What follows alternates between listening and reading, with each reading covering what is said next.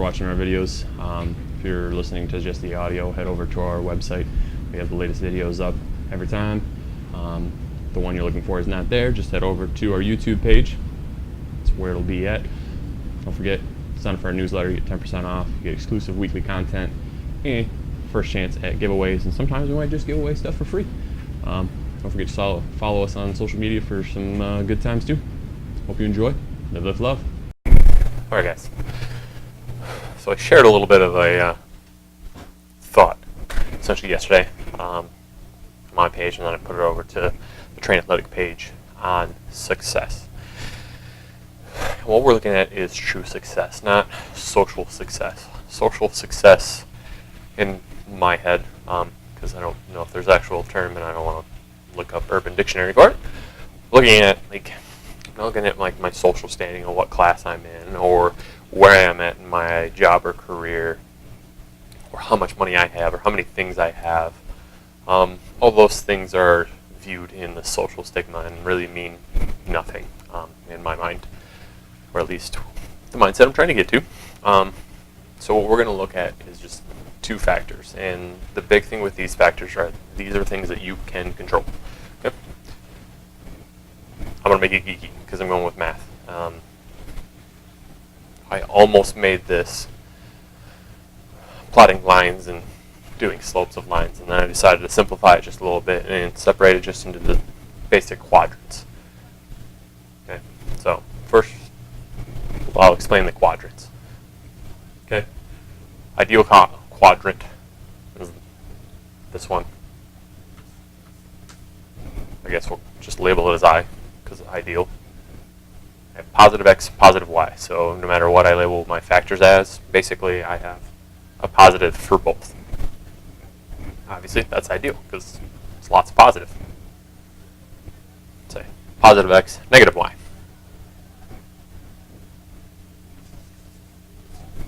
Mediocre 1, I guess. I don't really know how to label it.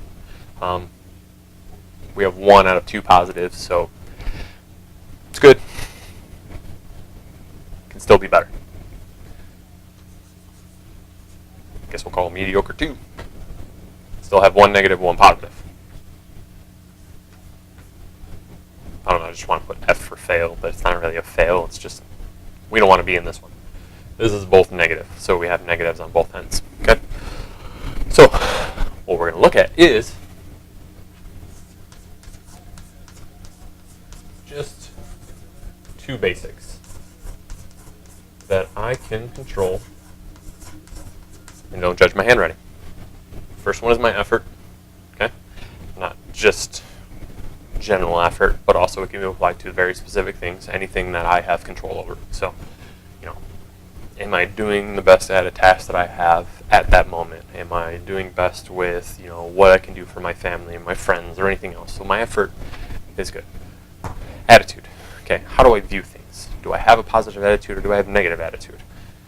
Okay. Can I improve it? How can I improve it? These are things that you can control. Okay. So if I have positive effort, if I'm giving as much effort as I can, that is controlled, guys.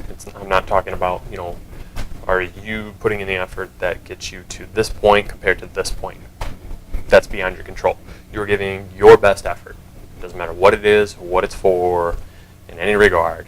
As long as you're giving your 100%, you're trying your best. Either you don't have all the info or anything else. We could go on how it could be affected for your effort. But as long as you are doing the best with what you have, it's positive. That's where we want to be. Hopefully over here. Okay. My attitude, and hopefully it's always a positive attitude. It's never always positive though.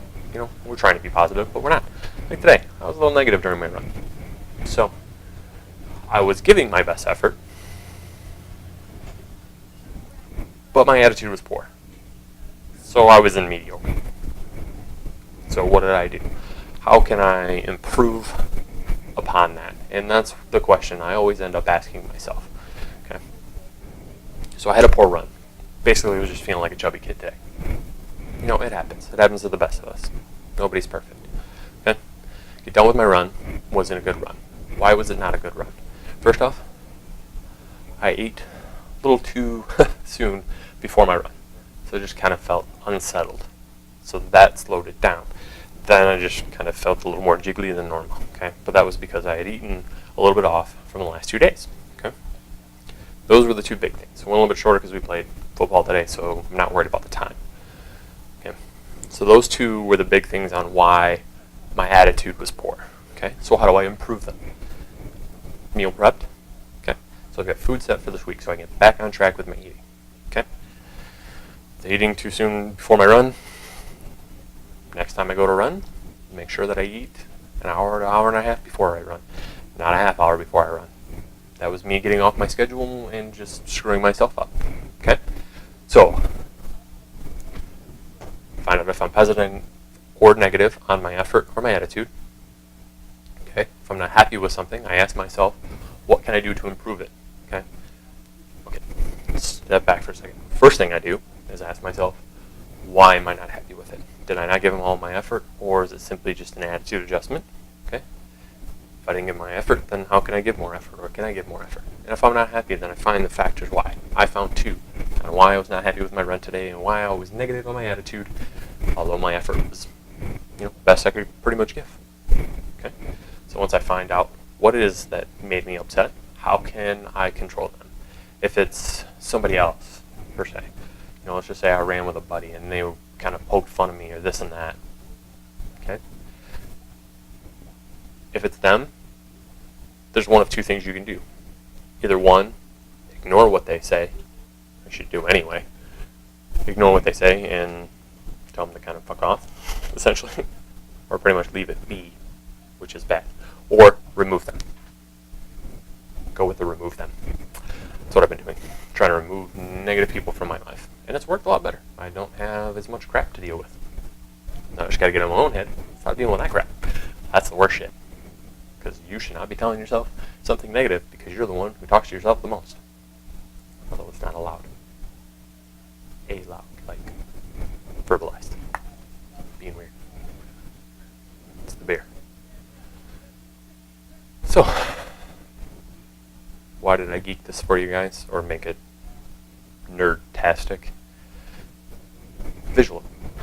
People like visual aids. I do. It helps me to kind of see this. Because, yeah, I know, like, alright, yeah, I'm going to change my attitude. Or, like, there's some other crap. And it's, oftentimes it's just, telling yourself is good. But when you can actually visualize something, usually helps. Helps me. I like to write things down. Helps me remember things. Especially remember things. But I just wanted to provide you guys with kind of a visual aid in a way that kind of helps me being able to see that. So if I go through either on a task or on a day, I can see which realm I end up in. Whether, doing better and can improve in one realm. So decide on which is X and Y. You can flip-flop these. It doesn't really matter. So today, my effort was good. So I had a positive X. But what was my attitude? My attitude was poor. So I had a negative Y. So this is where I ended up today. Okay? Tomorrow I can do the same thing. And I can just go over and like, alright.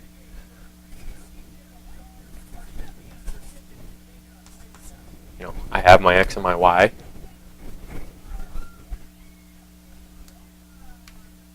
There we go.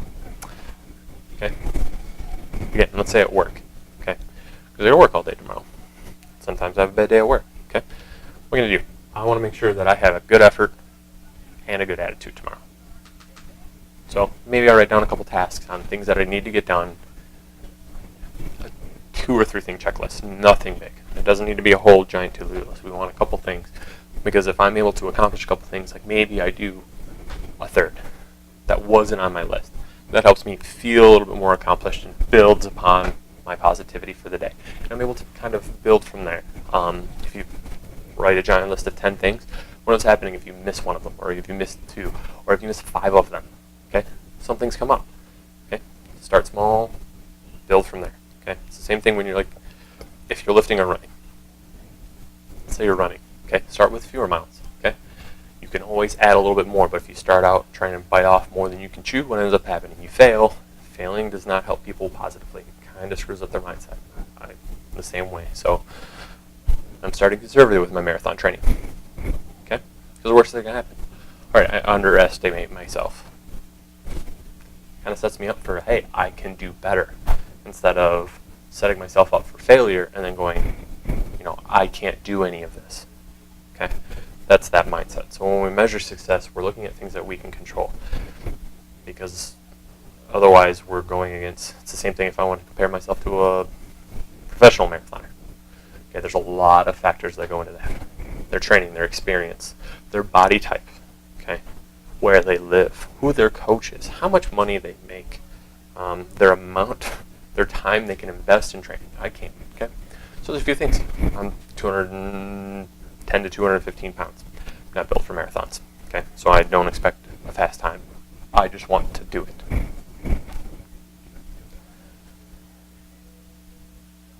I don't really have anything else to say on that, guys. Okay? Think about what you can control. We have effort, we have attitude. It's really the two big things that you can control that will affect absolutely everything. Okay? In your work life, personal life, your fitness life. Okay? If you have any questions, comments, feel free to let me know, guys. Hope this kind of gives you something to work with. I know it helps me a little bit, so I wanted to share with you guys. As always, live this love.